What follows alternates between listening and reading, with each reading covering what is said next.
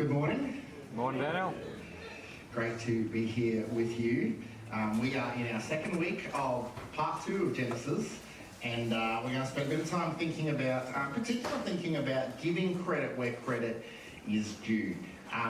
If you watched a movie in kind of the early 2000s, you're probably familiar with this clip.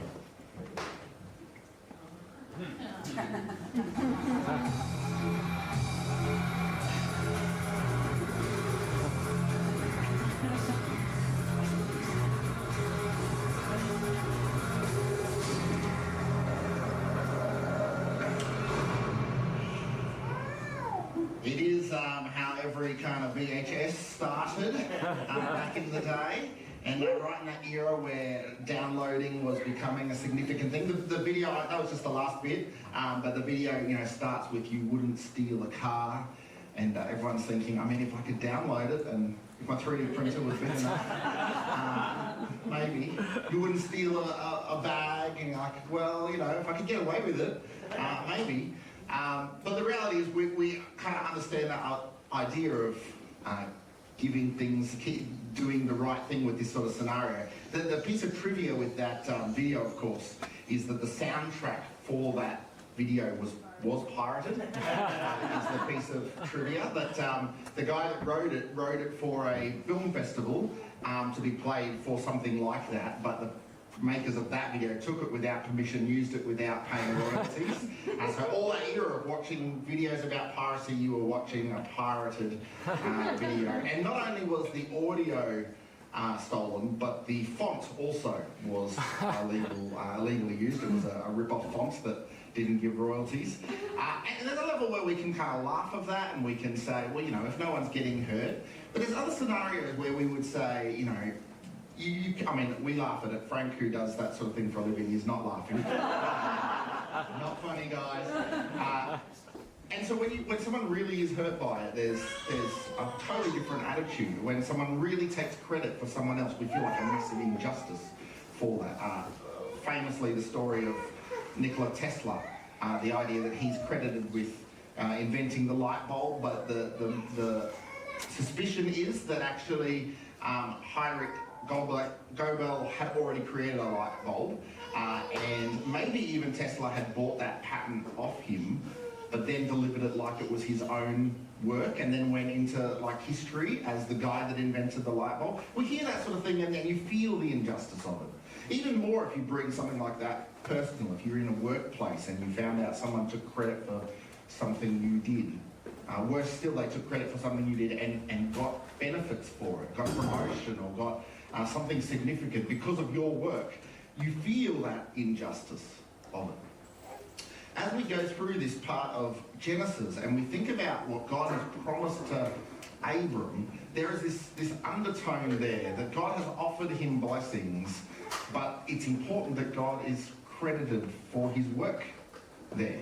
That God is the one who has blessed Abram. We looked at this last week. Abram didn't do anything to deserve it. He comes from a pagan family. And right away we saw how he sold his wife out to Pharaoh by saying she's his sister. Immediately he shows he's not deserving of the blessings that he might receive.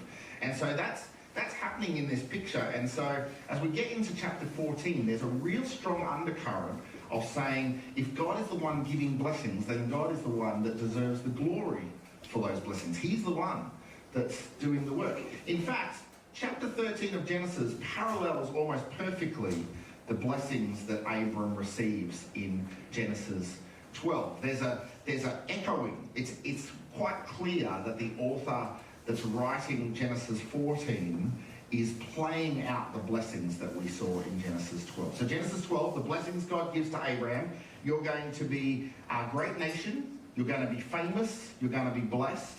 The next part of that, there's a twofold blessing, that those who bless you will be blessed and those who curse you will be cursed. And then there's the final blessing, that all families on earth will be blessed through you. That's what Genesis 12 tells us. And we get to Genesis 14 and we start to see these blessings playing out. Like the first one, you will be a great nation. We see Abraham interacting with other nations around him on on a peer kind of level. We jumped into that reading at the middle of Genesis 14. We conveniently skipped a whole lot of difficult names in the first half of that chapter. And a whole lot of difficult politics. But let me give you that context and help you with that. I've got a picture here just to help us kind of guide that through. This is what's happening in Genesis 14. There's 4 cities up to the north of where Abraham is. And those 4 cities have rallied together and they have kind of created an alliance, a coalition, to rule over some of the cities that are to the south. So we have King Tidal there. We have King Amraphel, one of the Ninja Turtles. There. We have Dwayne A-Rock Johnson there on the end. And the big guy, the king that kind of pulled them all together, we have Kedalama, spelt Phlegm-Dalama. Kedalama is kind of the big guy. He's pulled it all together. And what they've done is we're told that for 12 years they've been ruling over these 5 cities in the south. And so the 5 kings on the 13th year, they get sick of paying their tributes to these 4 kings in the north. They say, there's 5 of us, there's only 4 of them, let's put a stop to this. And so Genesis 14 tells us that the 5 kings march against the 4 kings and they suffer a terrible defeat. They have a battle by the Dead Sea. We're told that they were defeated so badly that as they retreated, some of the men fell into tar pits there and died brutally as they were chased off. They were destroyed terribly, so much so that Kedalama and his crew keep on coming south all the way down to Sodom, and they totally sack the city of Sodom. They just take everyone away as slaves. So now instead of just giving tribute, the whole city of Sodom has been conquered, people have been taken away. That's the scene that we come into. Part of that scene is that Abram's nephew Lot is living in Sodom. And we're told that Abram's nephew is also taken away. And so that's where Abram gets suddenly brought into this political thing. That's what's happened at the beginning. We came in right in the middle of chapter 14 where we heard those words, that verse 14, when Abram heard that his nephew Lot had been captured. Right, that's where we come into the story. And this is what happens. You know, Abram, he's a nomadic guy. There's this political battle going on with kings there, and suddenly Abram is sucked into this thing, and he rises to the occasion. I mean, he just becomes a monster on the scale of things going on there. You can imagine Abram, you know, giving Kedalama a phone call and saying, "I don't know who you are. I don't know what you want. I will look for you. I will find you. And I will destroy you." That's my best Liam Neeson, I think. That's the picture we get, you know. Like, the Abram's like, I've got a particular set of skills, God, and I'm going to come and find you, and I'm going to defeat you. And so what we have is Abram turns into Abraman. Right? This is the best picture I got to depict. He's torn his shepherd robes off, and he just kind of goes into battle. And that's the picture we get, right? This battle has happened, 4 kings versus 5 kings, and the 5 kings are destroyed. Let me read to you again what we read from verse 14. When Abram heard that his nephew Lot had been captured, he mobilized the 318 trained men who had been born into his household. I don't know if you grew up singing that song, Father Abraham Had Many Sons. Woo! Yeah. We've robbed our children of great things these days. What I didn't know is you should have been singing all that time, Father Abraham has 300 Spartan soldiers. Like, that's how the song should have gone. Like, I feel like I could have got with that a little bit more when I was a kid. King Leonidas is one of them. That's the picture we get, this 315 trained men. So it's interesting because we get this picture of Abram like he's a kind of nomadic shepherd guy wandering around. But actually, he's quite a wealthy man, and he has quite a lot of people with him. We're told that he has no sons at this point.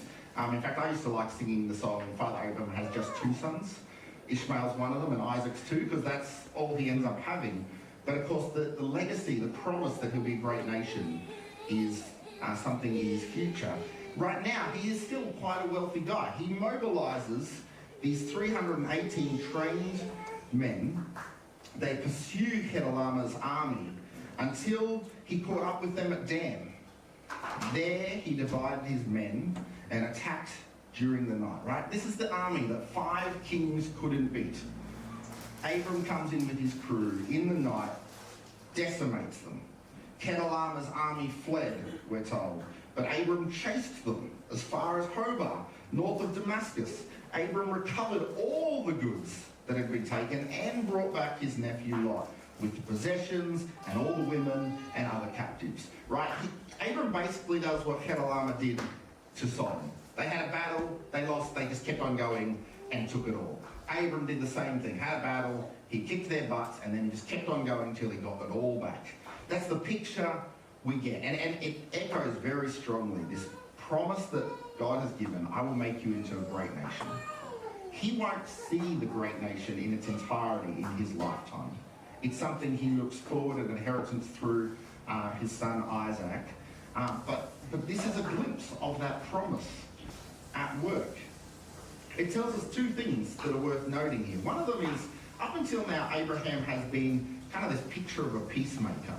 When he has conflict with his nephew Lot, he comes up with a peaceful arrangement. He says, choose where you want to live, and Lot chooses Sodom, and Abram chooses the other side of the Jordan.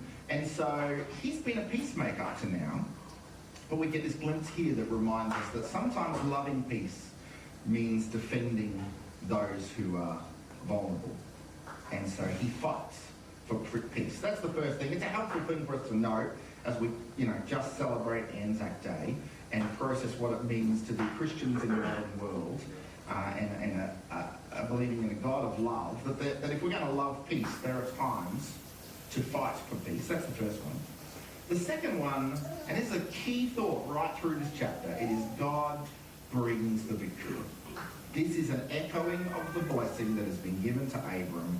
You will be a great nation. Is happening right before him. It's an echoing.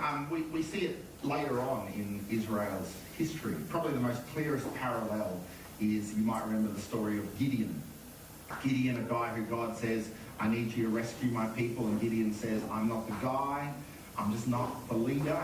And God says, I want you. So Gideon finally shows up, sees the army, says, well, at least we got this many people. And God says, no, I want you to only take 300 guys. That's what I want you to do, because it's going to be clear that this is my victory, not yours. And that's the story of Gideon. Very similar. They go in at night. They surround the camp. They light torches. They start yelling. It sends the soldiers into confusion, and many of them kill each other in that scenario. This feels very similar. 300 men, just over 300 men, going in at night, fighting this battle. The message is, God is the one who brings victory. And it's a helpful reminder for us. It's built right in that context of God blessing Abraham. And it's a helpful reminder for us, because I think we fall quickly into the trap of taking credit for everything good that happens in our lives. In fact, the classic story for us is when things go bad, we start saying, God, why are you not showing up and helping me out?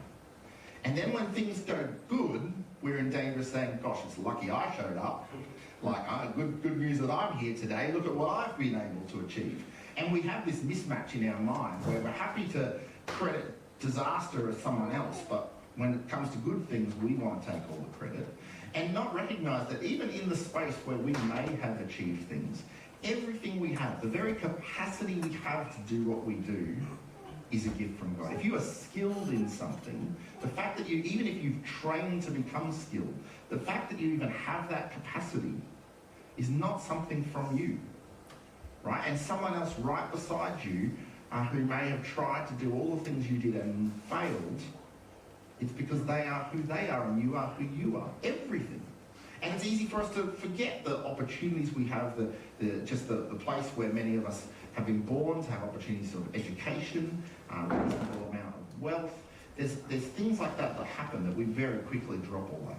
Very quickly move to, I worked hard for this. This is mine. I did this. Look at me. I am great. And there's just a reminder that everything comes from God. And that means that we need to thank him and praise him. In fact, just this term, we're going to have what we call Thanksgiving Sunday. And that is a Sunday we set aside every year in our calendar to spend some time giving thanks to God. And so it's a dedicated week. We think it's good for our heart to take a week to just dedicate the service to being thankful. And so we're going to do that during this term, in about, it's toward the end of the term, but in about 8 weeks, I think. We're going to spend some time being thankful because it is good for our hearts to do that. Because that's the undertone of this passage. God says, I will bless you and you'll become a great nation. And that's a reflection of what he's doing that. The second blessing we see there is this twofold blessing that God says, I will bless those who bless you and I will curse those who treat you with contempt, is what we see. And once again, it's echoed very strongly in this passage. If you give me the next slide, Cam, we have this picture of these two kings. In fact, Bera of Sodom is only referred to as the king of Sodom from this point in the story. And so we have the king of Sodom and we have this other guy, Melchizedek. And these two guys very much echo this idea of those who bless you, I'll bless. Those who treat you with contempt, I will curse. Melchizedek is a very interesting character in the Bible. He's so interesting that this is the only place we see him. He pops up in this chapter and we hear this little story about him, but he is repeated in the Psalms. David writes a psalm about Melchizedek, and then in the book of Hebrews, the writer in Hebrews refers to Melchizedek because he's such a surprising, unusual character that pops up in the story. The first thing that's surprising about him, I mean, we're told he's the king of Salem, which we think is probably Jerusalem in the day. So that's already significant. Abraham wouldn't have any idea of that, but it's going to become the capital city for God's people. And even in this time, there's a guy there who shows up in this story.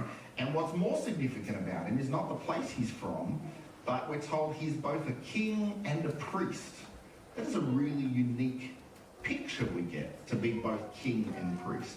For the big part of Israel's history, the first part of Israel's history, God has that kind of picture for him, that the early prophets and the judges perform both kingly and priestly roles, is what we see in the early part. Until King Saul is appointed king, we have these characters that play both king and priestly roles. And that's what Melchizedek is as the king of Salem. We're told that he is both a king and a priest, but even more surprisingly than his dual role is we're told, this is verse 18, that he is a priest of the God Most High. Right? He's a priest of the God of Abraham. He's the priest of Yahweh. And that is a unique thing in this space. Here comes this guy, we know nothing about him. We're just told where he comes from, and the first thing we're told is he is a worshipper of the God Most High. Interestingly, he brings some bread and wine, we're told. None of the future authors pick up that specifically, and I don't want to read too much into it, but it's quite interesting in the perspective of what we have through Jesus, that he brings bread and wine. And then we're told he blesses Abraham. And listen to this blessing. He says, blessed be Abraham by God Most High. Okay, so he's the priest of God Most High, and he's bringing that blessing. He says, creator of heaven and earth. Now, in a world where the pagan gods they're worshipping around that area, the god of the sun, the god of the harvest, there's this idea of linking things. The idea of really referencing creator of heaven and earth is a significant identifying thing for Abram and Melchizedek. And then he says, and blessed be God Most High. He praises God himself. And then he gives us this line, who has defeated your enemies for you? You see what's happening there in this message from this priest? He is reinforcing the message we've already looked at, the blessing that this is something that has come from God. And so Melchizedek comes out of nowhere. He's a guy who worships Yahweh, and he points Abram back to Yahweh. And we're told the blessing is, those who bless you will be blessed. And so what are we told? We're told Abram blesses him back. Abram blesses him back by giving to him. Then Abram gave Melchizedek a tenth of all the goods he had recovered. Once again, somewhat interesting in the world of the Bible, this idea that Abram gives a tenth to Melchizedek. It's the first time we see in the Bible the idea of giving a tenth.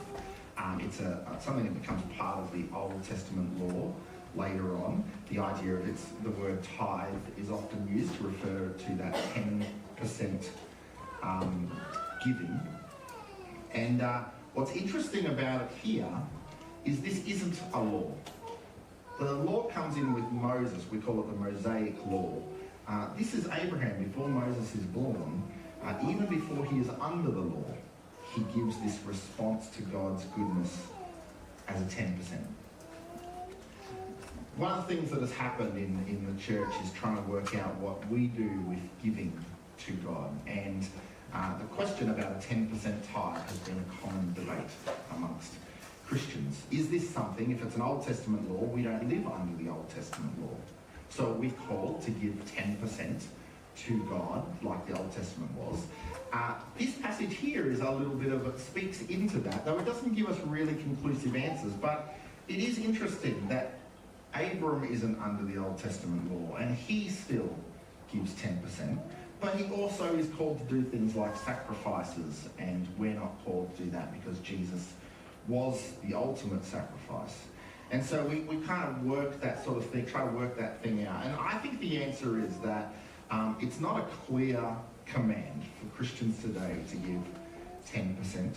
If we are to think about, I was talking to a couple of different people over the course of this week about this.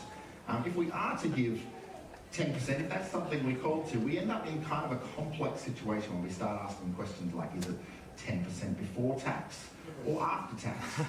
I mean, I think if you're going to take the Old Testament at its face value, you would have to say before tax. That's what Abram does here before anything goes to anywhere else. So if we're going to take it that way, then that's something that would need to be considered. I don't think we are called as a command to give a 10%. But I do think it can be a helpful guideline for us as we think about what living generously can be. I know one pastor who said that it should be a 10% for Christians today, and it should be before tax, because why should God get the leftovers, or why should God's amount be calculated out of the, after the government has got theirs, then God gets what left over? That's not consistent with kind of first fruits giving.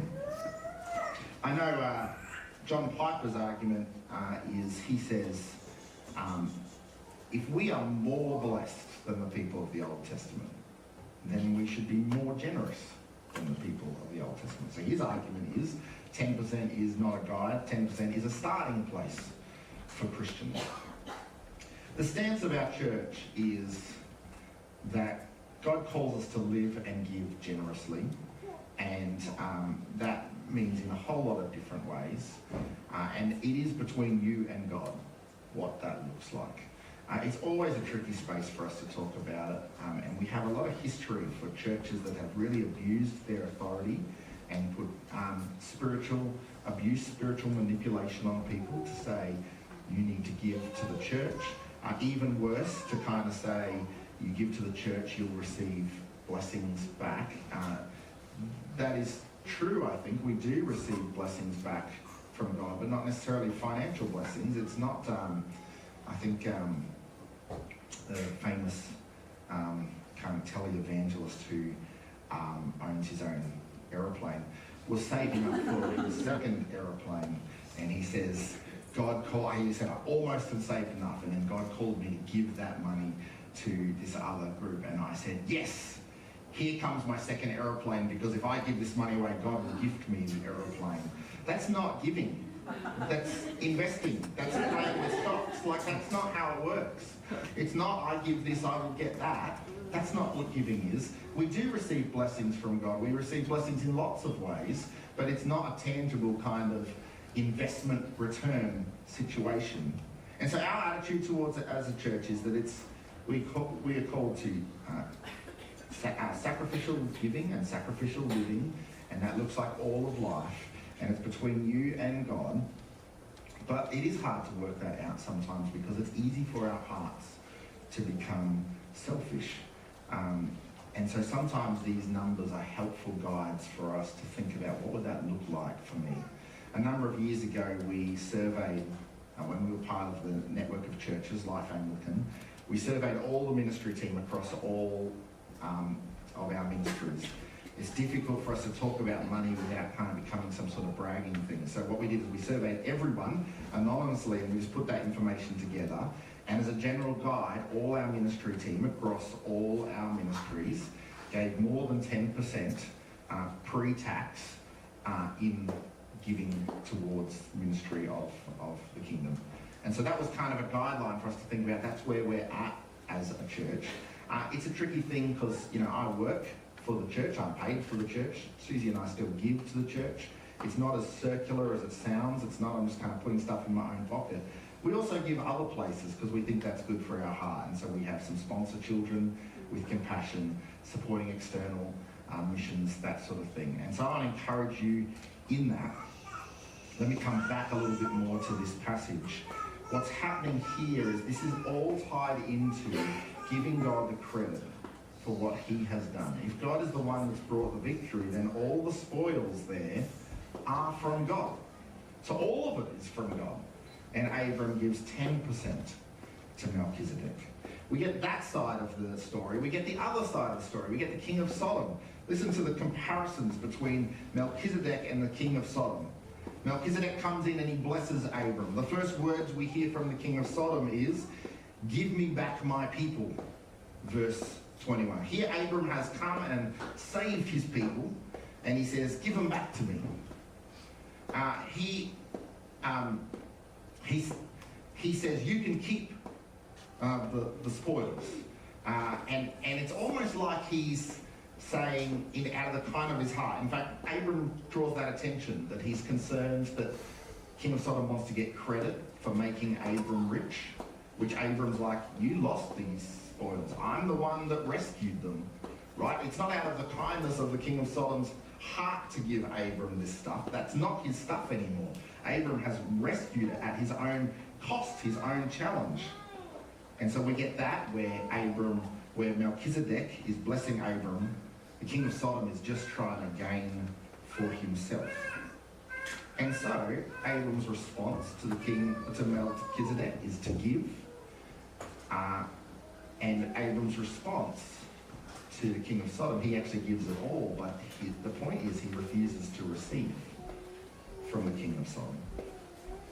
What happens here is he's happy to partner himself with the king of Melchizedek, king of Salem, but he is not happy to partner himself in any way with the king of Sodom. And I think that's a helpful reminder for us. That when we think about what it looks like to live the good life, when we think about what riches in this life and in the life to come look like, there's a reminder that it is not helpful for us to partner ourselves with people who are not aligned with God. There's a danger, I think, sometimes that we can justify dodgy business deals, bending the rules, and we can even justify it with the idea, like, I give to church, I give to God, this money is being used for the kingdom. It's okay. God wants me to live a comfortable life. It's okay if I bend these rules. And I would say that's never the case. In fact, here's the story of what we see in the Bible. Often in our sin, God is kind and we still see good outcomes even when we sin. But God never calls us to sin in order to achieve outcomes. You see what's going on there? We're going to see this more in some of the other stories that are coming out. But sometimes when we do the wrong thing, good still comes out of it. But God never calls us to do the wrong thing so that we might achieve good. It's only in his kindness that in our wrongdoing, he might still bring good results. And so we're never called to pursue devious plans or align ourselves with ungodly people, put ourselves in a partnership position. And Abram really draws that clearly for us. Let me finish with this last blessing. The last blessing is all the families on earth will be blessed through you. I want to say this is a key component to the blessings of Abraham. A couple of years ago, we bought a children's Bible, like a comic book children's Bible for our kids. And when we read the story of Abraham, it talked about the blessings. God blesses, it tells Abraham the blessings, all of them, but skipped the one that said all families on earth will be blessed through you. So you'll be a great nation, you'll be famous. People that bless you will be blessed. People that curse you will be cursed. That's the end. I threw the Bible in the bin. I think that's an anti-gospel to miss that. This is a core component of what Abram has been promised. That there is an eternal promise that is going on here. And it needs to stay central. I heard recently that the TV series House of David has come out. I don't know if anyone's seen it. I've read some reviews on it. I haven't seen it. But one of the things they're saying is received good feedback from critics. But one of the things they're saying is they've diminished kind of the work of God in the story, and it's quite a great adventure story of David. And I'm not saying don't watch it, and I'm not saying it doesn't have value. And I love the idea of bringing some of the Old Testament stories to life. But if God is diminished in the story, then that's not the story of the Bible. The story of the Bible is God is the main character. He is central. David's not just a good shot against Goliath. He's not just a lucky shepherd boy. That God is at work in that, and his purposes are eternal purposes. And if we miss this final blessing, we miss the main point of what's going on here. The whole blessing of Abram becoming a nation is the channel to which God brings an eternal blessing through Jesus. And Melchizedek, this strange character, brings that out for us. So much so that when King David writes Psalm 110, he says, he's talking about the Messiah, the one who's going to come, and he says, you are a priest forever in the order of Melchizedek. That is the idea that we have no record. I mean, he says you have no father and mother, the idea that we don't know where Melchizedek came from. And we have no record of his death. So he's this character that shows up, and that's kind of his legend just goes on. And David says that's like what the Messiah is going to be. He's going to be this eternal king, but not just his legend will go on, but his life will go on. That's the picture that David picks up from Melchizedek. The Hebrew writer in the New Testament does the same thing, but pushes it even further. Says not only is he's this forever priest, he's a greater priest than the priests we know. In fact, he's even a greater guy than Abraham himself. He draws the point. He says, he blesses Abram. He has to be greater. This is Hebrews chapter 7, verse 4. Consider then how great this Melchizedek was. Even Abraham, the great patriarch of Israel, recognized this by giving him a tenth of what he had taken in battle. Abraham recognizes Melchizedek is someone more significant than him. And the writer of the Hebrews wants to tell us Jesus is like that. Greater than anything else we can hope for or imagine. He says it like this, the author of Hebrews, because Jesus lives forever. His priesthood lasts forever.